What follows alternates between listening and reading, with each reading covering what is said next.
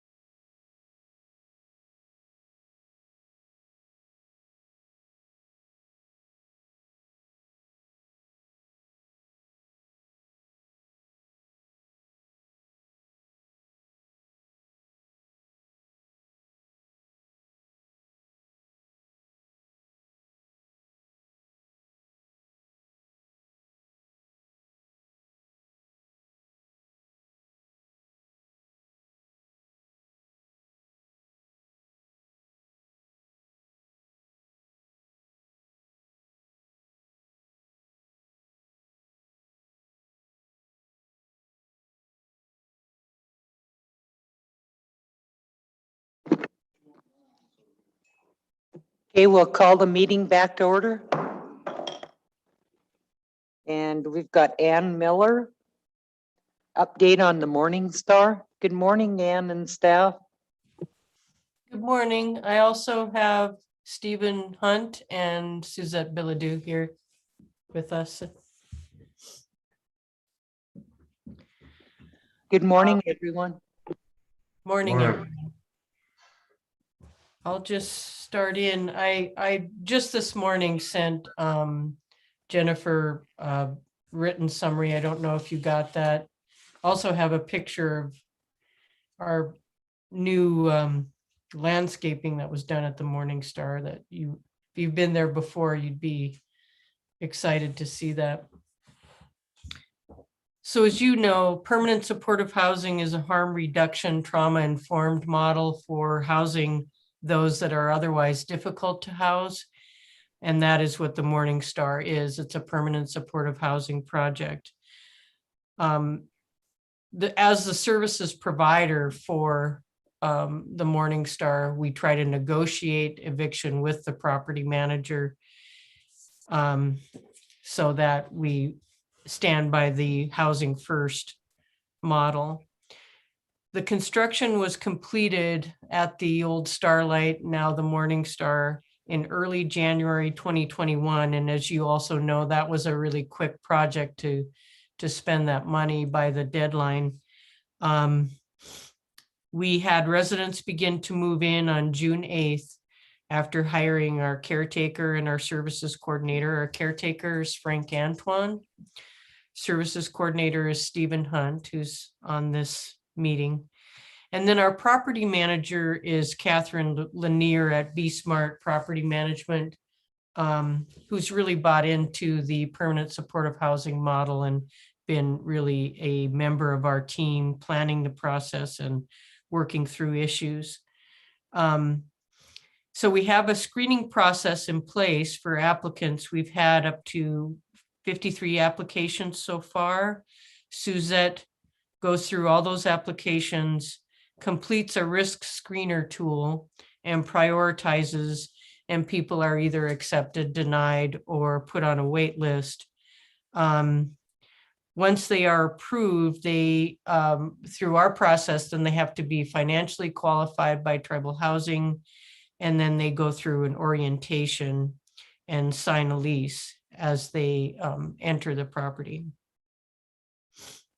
Our primary criteria for selecting people, in addition to that risk tool that Suzette goes through, is that they are CSKT, that was the Tribal Council's mandate, that they are tribal defender clients since we are the services provider, homeless or at risk for chronic homelessness, and most likely to benefit from our services. And it is single unit occupancy, so it's a 14 unit property, and those are single adults. Currently, we have 9 males and 5 females residing at the Morning Star. 3 of those are reentering from incarceration. 2 actually came from medical facilities, and about half are on supervised probation or parole. Some of the obstacles and issues that we've run into since starting, and we knew this was going to be a learning curve for us, and there would be issues as we started this project. But the first issues had to do with the building themselves, the building itself. Doing that remodel was really quick, and there has been some issues with the building, but I can say that one of the primary good outcomes from having issues with the building was really establishing who was in charge of the property. So our property manager established really good communication with the facilities manager, John Nice, in order to address those issues. Another issue that has come up repeatedly is the visitors policy. Initially, we said no visitors, and that was because of COVID. That became really difficult for our residents, and so we opened up for visitors who do have to check in with the services coordinator, and there's a maximum of 14 days that visitors can visit at one time. And then we found that we just need a place for food preparation. Those are really efficiency apartments. If you've seen them, there's some restricted ability to use things like hot plates because of the electrical setup. And so people's ability to prepare food is fairly limited, and we're trying to figure out solutions to that. The other thing that we've been working on is just building relationships in the community, and especially with services providers. Excuse me. One of the early services providers, Tribal Health, who came in and did vaccinations for us, Stephen has already been engaging with the community health nurse to do some ongoing services for our residents. Our property manager is fully engaged in the permanent supportive housing model. And also just engaging our services coordinator and caretaker with the tribal defenders team as a whole, because of our interdisciplinary team of case managers, attorneys, advocates, and psychologists in particular, has been helpful, I think, for our residents in doing some problem solving. Stephen and Frank have also engaged with the Lake County Extension Office. They participated in some gardening classes and are going to establish some raised gardens at the Morning Star.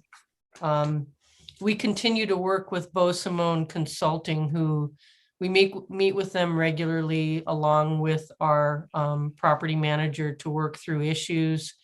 They've already done some training for us, not only staff at the Morning Star, but also tribal defender staff as a whole. We've done training on trauma-informed care, boundaries, conflict resolution, and mental health first aid. They plan to do a site visit, hopefully still this month. I think that was all about Beau Simone. Oh, I also wanted to say that Jody Perez at Tribal Housing has always been helpful and working through issues with us every step of the way, supporting our efforts at the Morning Star. Where we would like to be down the road is we'd really like to see the ability to expand the space, maybe moving next door to establish a campus, a community kitchen in particular, so that we can, there would be the ability for people to cook their own food.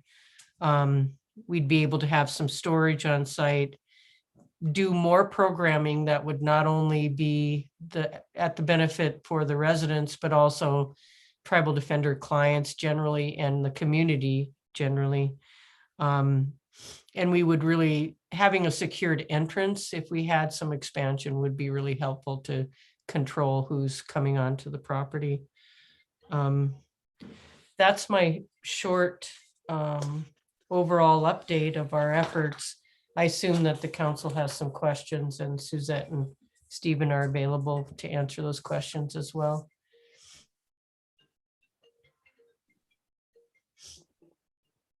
Are there any questions for Ann?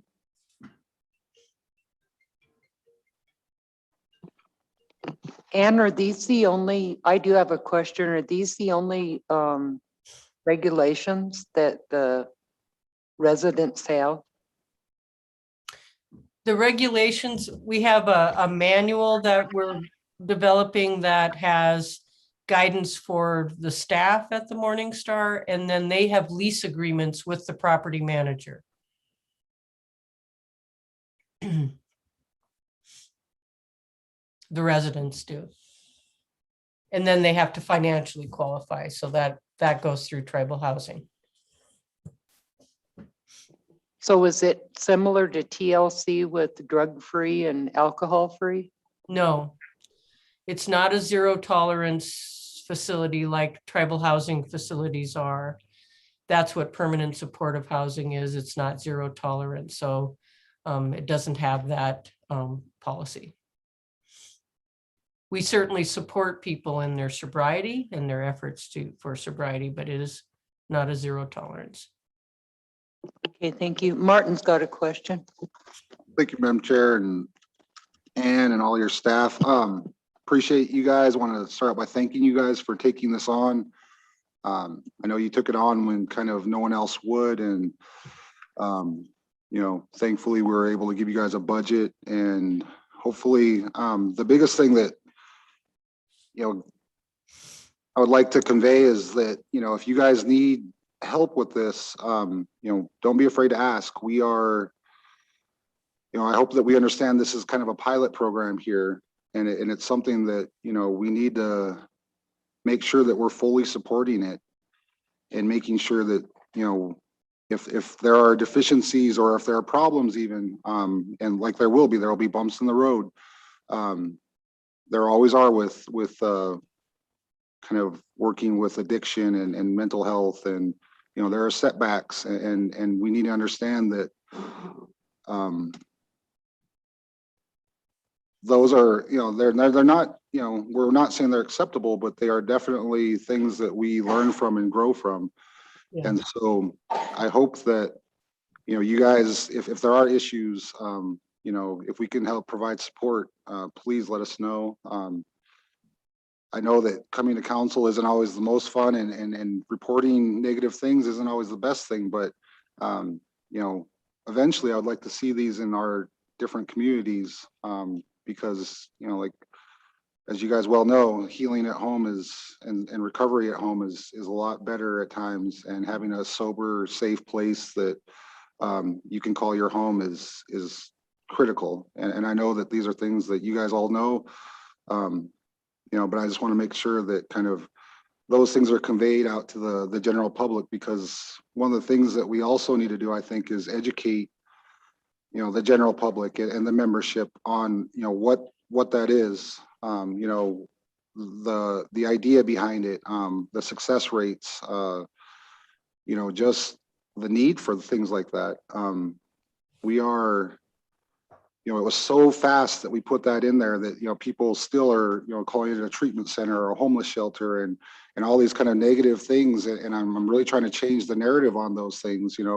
Make sure that people understand that it's not just those things, that we are doing wraparound services, that we are providing a holistic approach to this problem that we have. I mean, it's an epidemic. I mean, we have we've been fighting this for a long time, and now that I think council has kind of brought this to the forefront, there is support there, both hopefully financially and with just manpower. And I'm sorry I let your grass die. I meant to keep that alive. It looks really good though. So that's all. Thank you guys. Yeah, I just just to follow up a little bit with Anita's question, like permanent supportive housing is a housing first model, and it's client centered. So if you look at the concept, it's something that we're not all entirely used to, but it focuses on housing somebody first. So the success in that right now is that we have 14 people that have a roof over their head that otherwise wouldn't, and some of these folks are receiving services that they weren't able to connect to at first. Some have gotten jobs, some are on different paths with schooling and things like that, and those are all things that I'm doing my best to be an advocate for these folks and to continue moving forward. So there's a lot of good things happening here. We have a great team, and we're working our best to make this successful. And that client-centered services model is so consistent with the Tribal Defender's Office, which is why it was a nice match for us to be the primary services provider. Also, when you talked about support, I did want to also mention that the Providence Health Organization has approached us and provided funding and their support for the Morning Star. So we're very grateful to them for both their not only financial support, but we've been meeting with them to come up with ideas to provide more addictions treatment and evaluation within the defender's office. And they've always been interested and supportive of the Morning Star.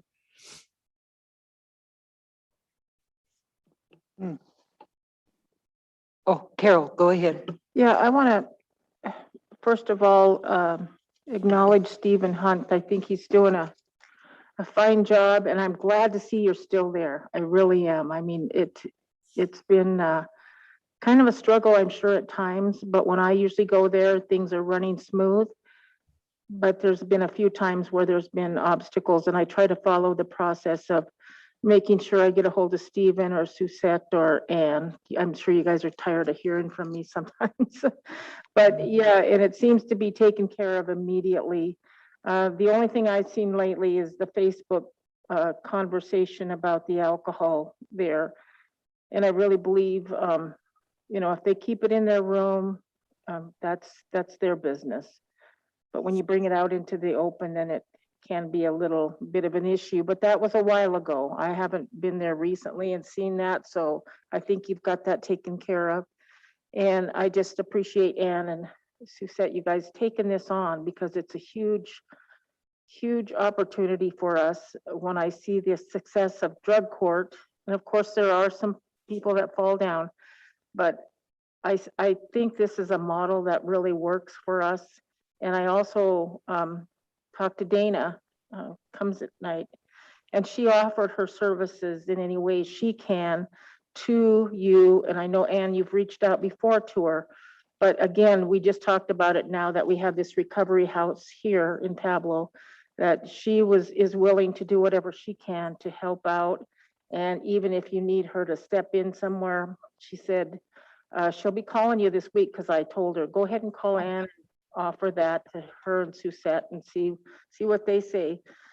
So I think if we coordinate together, it can really have an impact on our communities. We just need to have one, like Martin said, and I've said, a recovery house in every community. But first we need to start with Dixon and a place in Mission that we need to really go in and do some major cleaning and helping the community clean the areas up, and then bring those little houses in. That's kind of my thought in those tiny homes. But anyway, thank you. I'm kind of going off here, so I appreciate it. All your hard work. Thank you. Thank you, Carol. Did you have something, Charmel? Yes, thank you, Madam Chair. Thank you, Ann and Suzette, Stephen, and if Frank is watching, you know, we're also proud of you guys, and it takes a lot of strength and courage to step in first to something like this, and you guys have done that for us, so that's really important to all of us. We appreciate that. I understand that, and maybe you said this, Ann, I might have missed it, but that the both Simone consultants will be coming through to help do another review soon and kind of give you guys some information on where you're at and some of the things that you might look forward to. And I think that's going to be great. I hope that that does give you guys some things maybe that you want to come back and visit with us about, and maybe we can look at ways to support other aspects of your program. One of the things that maybe you are looking at, I hope, is like an activities budget or something like that, that maybe the community at Morning Star can start planning some of their activities that are healthy activities, and that would probably, you know, be really great to help build that community. And whatever we can do, however we can do to help you grow this is great. I'm glad that Carol mentioned those other communities. You know, we recognize that we need a real different approach in some of our communities, that there is a great need right now to, I guess I termed it like a radical response to some really desperate areas. So hopefully with what you guys are learning and with what the consultants can bring to the table, we can come up with more of this type of a thing, or something maybe even a little bit different. Who knows what might pop up, but appreciate all of your time and effort. I did wonder, when you were talking about the male-female ratios and your screening processes, do you think that that's a fair representation, I guess, of the clientele as far as male-female? Is it a little bit more, will we see that kind of a little more, more need in that way? I don't know if I asked that right. No, I see what you're saying. That's a good question. Is that what you're seeing, Suzette, in terms of the applications? Yeah, I think that, sorry, can you hear me? Yeah. We are seeing plenty male and female applicants. So I think it's a pretty fair representation of the applications that we're getting.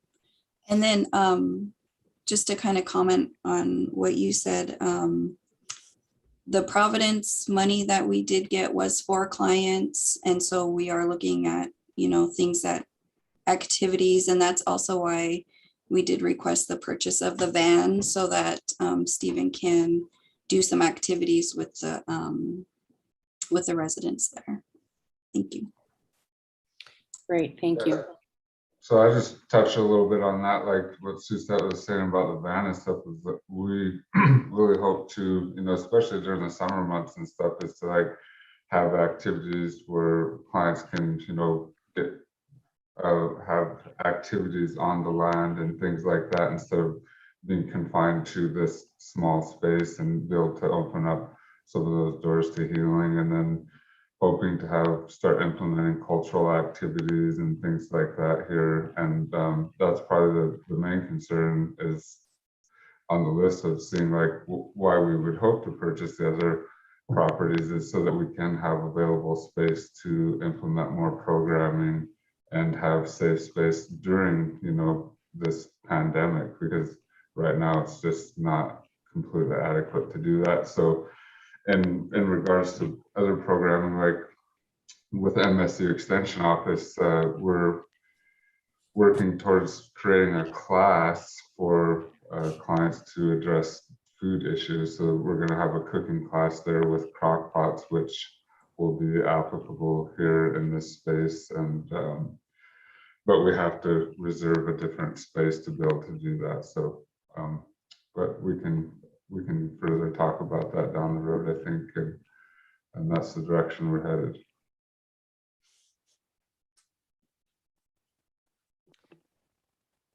Thank you. Madam Chair. Oh, go ahead, Martin. Thank you.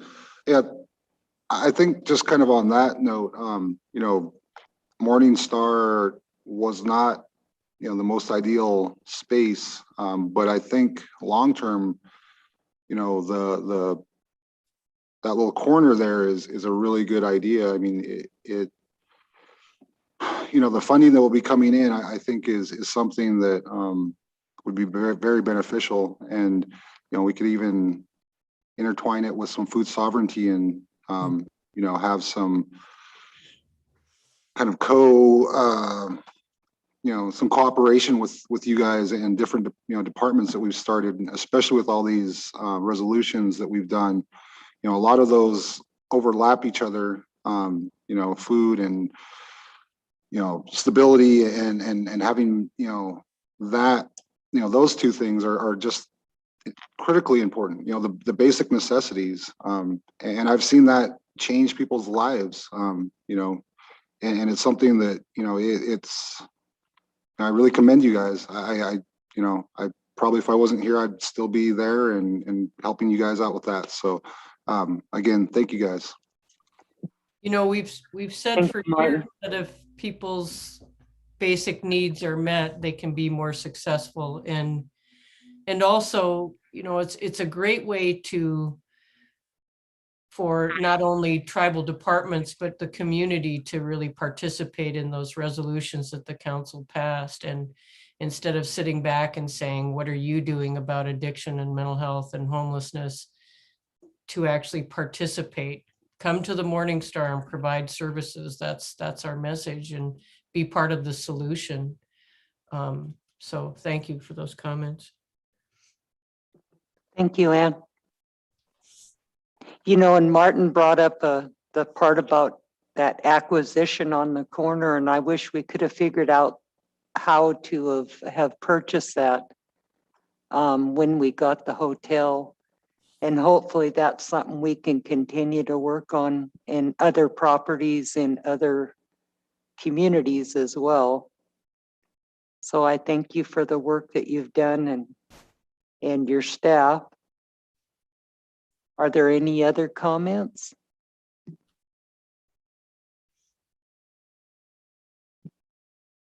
I thank you guys for your report. And as everybody said, you got problems, come in. It is a pilot program, so we're going to learn from it. And I actually participate in the homeless meeting they had last week. So I think we're started in the right direction again. And Jody was there as well. And I appreciate Jody and all the assistance that housing has given us. Yes. Anything else for Ann? Madam Chair. Go ahead, Martin.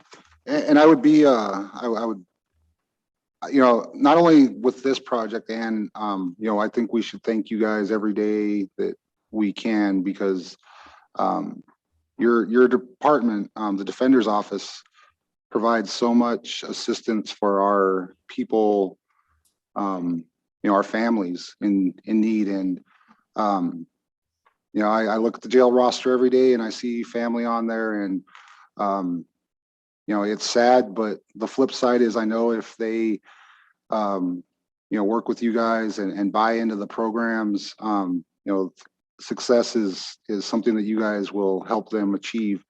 And so I really want to make sure that, this Morning Star project is great, but, just your guys' everyday work is also, hugely important for us. And your approach that you've taken, I think, is hopefully someday gonna, maybe other, we can really get a handle on these issues that we have here, and have a lot healthier of a community. And you guys are definitely a part of that. So thank you guys. Thank you very much. Okay. Thank you all. It was a great report, and we hope the next time it's even better. Thank you. Thank you for listening.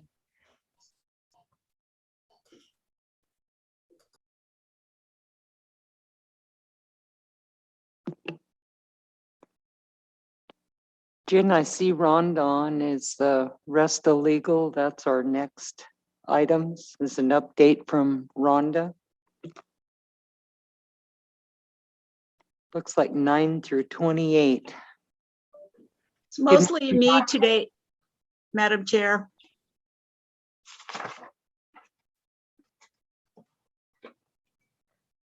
What's that, Rhonda? It's mostly just me today. Okay, Rhonda, go ahead. We're ready. Okay. Yeah, so I'm going to talk about 3 or 4 things today. The first one being the Water Management Board that will be set up as soon as the compact is effective, and we anticipate signature next week.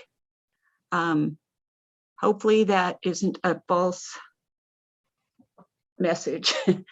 But we are expecting it before the 21st of September, because the Montana Water Court has requested a status conference on our water right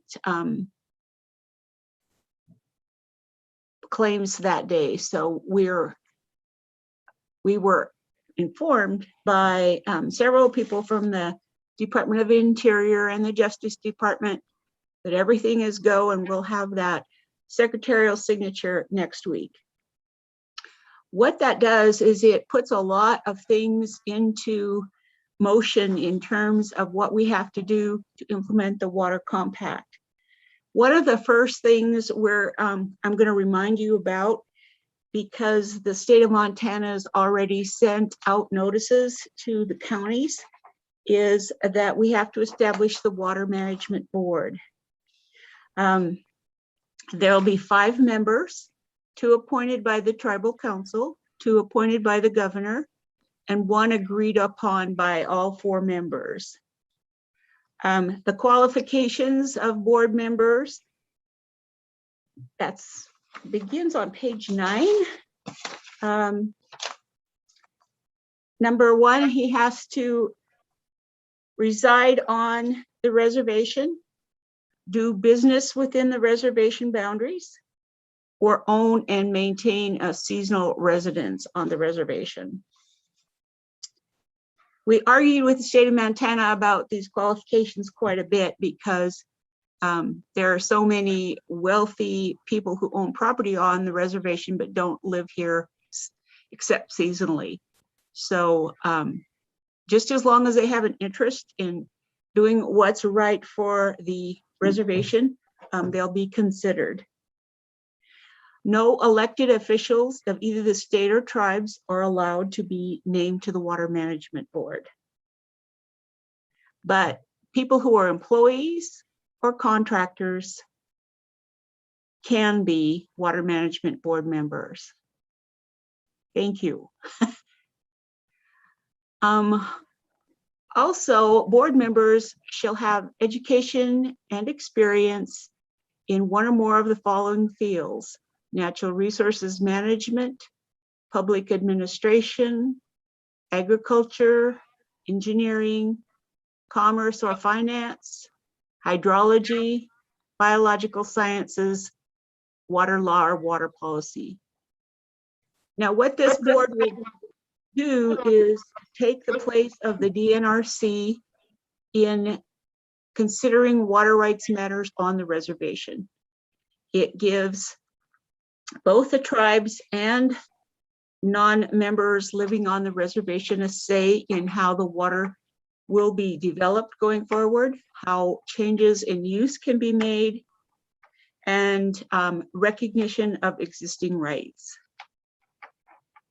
But we intended to have very qualified people. So that's why we put qualifications of experience or education in here. We don't want just political appointees. So we hope that helps. If you go on to the next page, this tells how the board will be established and set up, who the members can be. And most of it refers to Lake for the county participation, because the state was very insistent that the counties that are on the reservation have an opportunity to present nominees as well. It doesn't change the qualifications of the board members, even though the county may nominate someone. So they have to reside on the reservation, do business on the reservation, or have a seasonal home on the reservation. And then going on to page 11, there's a little more discussion. These 2 pages are from the compact. So tells a little bit more about and repeats some of the information from the water management, the first thing I showed you. So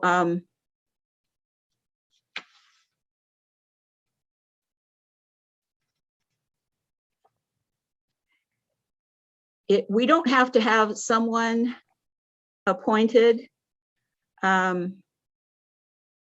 right away, but I wanted to give you a chance to think about appropriate applicants or appropriate nominees. They can be employees, and they can be local people, tribal members. You don't have to nominate a tribal member, but it can't be a council person. So any questions?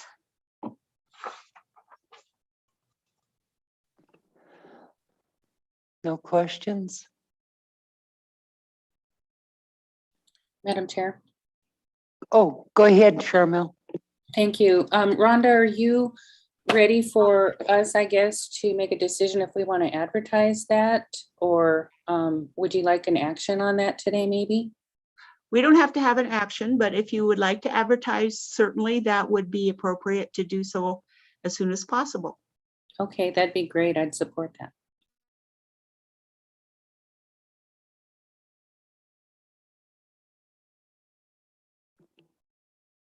Are you, is that a motion, Charmel? Well, we don't need action on it, but I could make that motion if you'd like.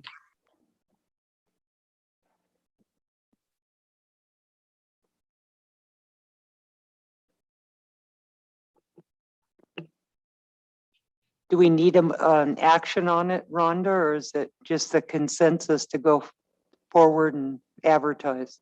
It would be good to have a motion and vote on it so that personnel knows and other people involved in advertising know that this is council's direction. Okay. Madam Chair, I'd go ahead and make that motion, and if 2 weeks is sufficient, but if you'd like a longer period to try to get more coverage, if you'd also like us to reach outside of Charcusta, whatever you might advise, if you have that kind of advice, but if I'd make a motion to start with 2 weeks in the Charcusta, and if you want to add anything to that, we can. Okay, we got a motion by Charmel. Second by Bing. All those in favor?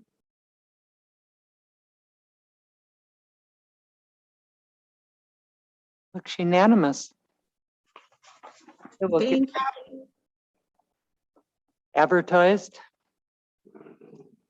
Ryan, are you on? He may be, I don't see him on yet, Rhonda. Stu and John are. okay. Ryan was going to join, but he's probably thinking you're on schedule. So I was just going to ask him to add any comments he may have. So you want it advertised for 2 weeks on res, and there is no tribal preference. Is that correct?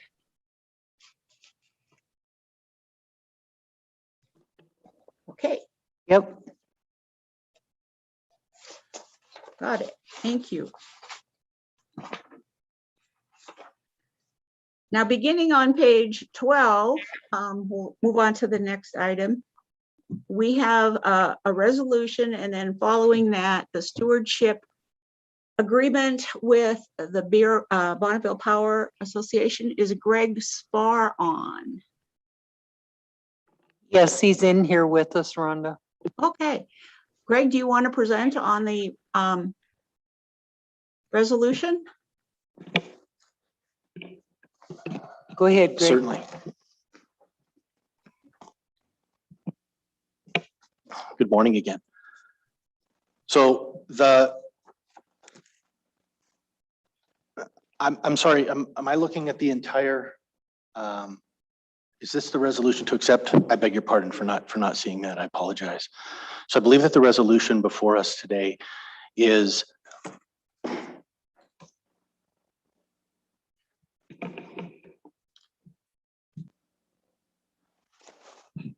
perfect. I think that the resolution here is the conclusion of what have been many, many months of back and forth with the BPA team. And it represents the skilled negotiation of Brian Upton and the team. And they've come to us with what is the final agreement, which represents a settlement of the negotiations, which brings about a deposit of $9 million into the stewardship account. It provides for us an opportunity to address 5 years of mitigation expenses out of current funding from the Bonneville Power Authority without having access to those investment dollars. And it provides the fisheries and the other ladies and gentlemen in the field the appropriate resources that they believe will be able to offset the M&O expenses and the ongoing stewardship of the properties underneath this agreement. And the agreement itself follows. It says all those things that Greg just mentioned, it says. And it is the result of many years of frustrating negotiations with the Bonneville Power Association.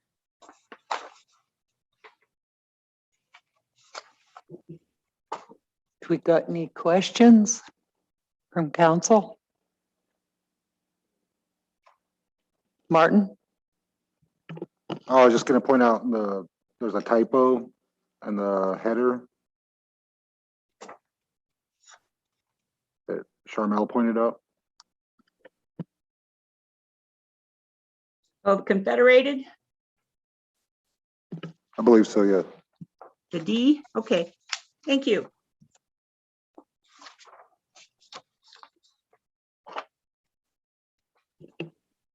Was there any other questions? Brian has presented this to you many times in excruciating detail about the difficulty of the negotiation. So you've been presented all the information several times. But it is ready. We do finally have an agreement, and we would ask for approval of both the memorandum and the resolution. I'm trying to make that motion. Okay, Martin and made the motion. Is there a second? On page 12. Second by Charmel. All those in favor? Unanimous. Motion Thank carries. you. Thank you very much.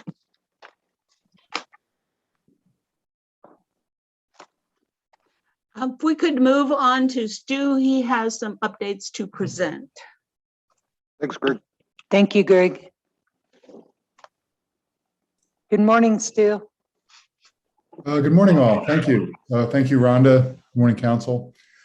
Just a very quick update, and I've got to change gear on the screen here. Council had agreed to meet with the Department of State and EPA regarding the Elk watershed. The State Department's Canada folks, as well as the some EPA regional folks and the acting administrator are coming out to meet with basically folks from Canada down to us. They're meeting with mine folks at the Fording River mine. They're meeting with environmental regulators in BC. They're meeting with potentially the Tenatha Nation Council. We've actually hooked them up with the contacts to hopefully achieve that. In the US, they're going to be meeting with, well, among others, legislative representatives, Kootenai Tribe of Idaho, and then they're coming down for us. The date we agreed on, I'm pulling up the calendar again to make sure I get this right, is the 23rd of September. Jennifer has been very patient with waiting for confirmation, which I am also waiting from EPA, hoping for that today. In attendance will be from EPA, Jane Nishida, who is the acting assistant administrator, and Joanne Chase, who is the director of international tribal affairs. Bert Garcia is the deputy regional administrator in Region 8 in Denver. He's coming. Patty McGrath is a mining advisor out of Region 10. She's been working with us for years on the Region 10, basically the Idaho line and west water issues. And then Jason Gildee is a water policy advisor out of Helena, who has been absolutely invaluable in all of this. Also coming from the State Department is Mike Flores, who is currently the acting director of State Department's Canada folk. And then Elizabeth Christensen Deaver, I believe is her name. And she is a fellow with the EPA also, Department of State also. She is one of the 2-year acting people. They rotate folks every 2 years. So she won't be here for a real long time necessarily, but she is involved and will be involved in it. They're coming down to council. We're planning on council meeting at about 10 a.m. And then after that, we're probably going to be moving to Quataknook, where we've got a series of meetings for the staff level. Council is certainly invited also. A big piece that I'd like to inform council of is having a meeting at noon, lunch, And we can adjust the time a little bit based on what works for council, of course, and hoping council members might come up. It's a particularly good opportunity with Ms. Nishida, the acting assistant administrator, and Joanne Chase, the director of tribal affairs, again with EPA, as well as, of course, Department of State folk. And the idea really, the State Department, we talked about what would be a really useful thing to do here.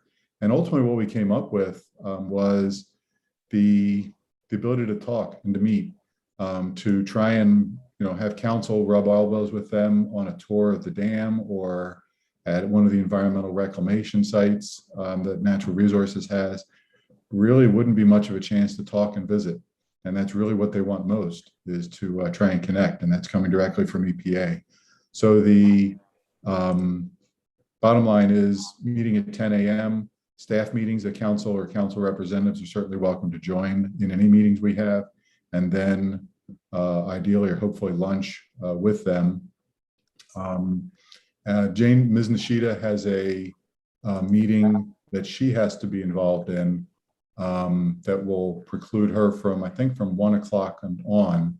And we'll continue with staff meetings with the State Department and EPA folks then.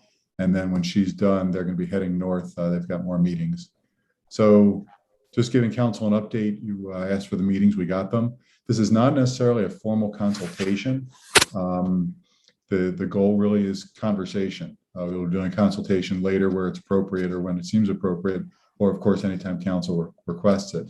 One last item is Cooney Tribe of Idaho had invited CSKT folks to their events, the EPA and State Department. I believe it's going to be on the 22nd. And I'll get the agenda for that and send it to you in case any council members want to go. It'll be Bonner's Ferry and their fish hatchery. And I'm not sure what else, candidly.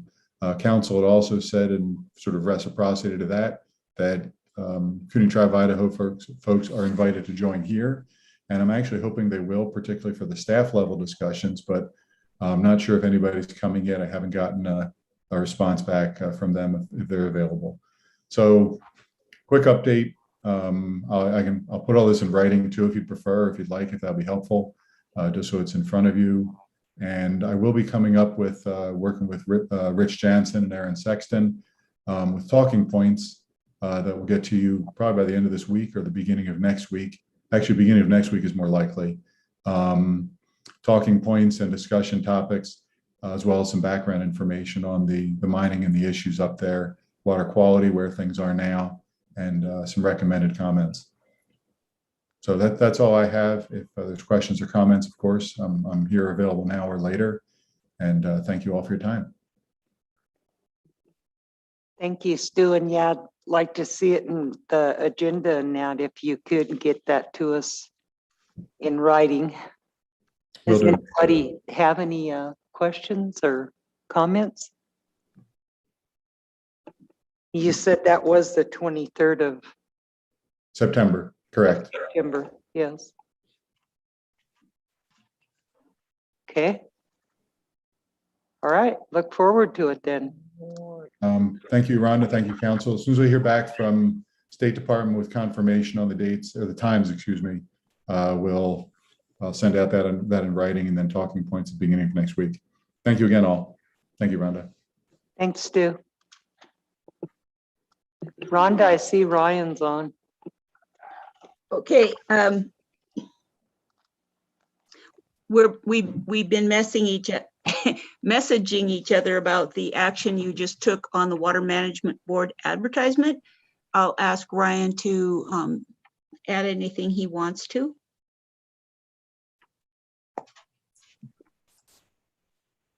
Good morning, everyone. I don't really have anything to add other than I think we can go ahead and proceed, and we should be, at least based on the representations that we've gotten from the Interior Department, we expect to have a signature on the compact this week. So I think by the time the paperwork gets processed, we'll have an effective date and we'll have it advertised. So I think we'll just proceed based on your direction. Thank you. I have a couple of presentations in executive session. Madam Chair, if we could go into executive session briefly. Okay, we'll go out of regular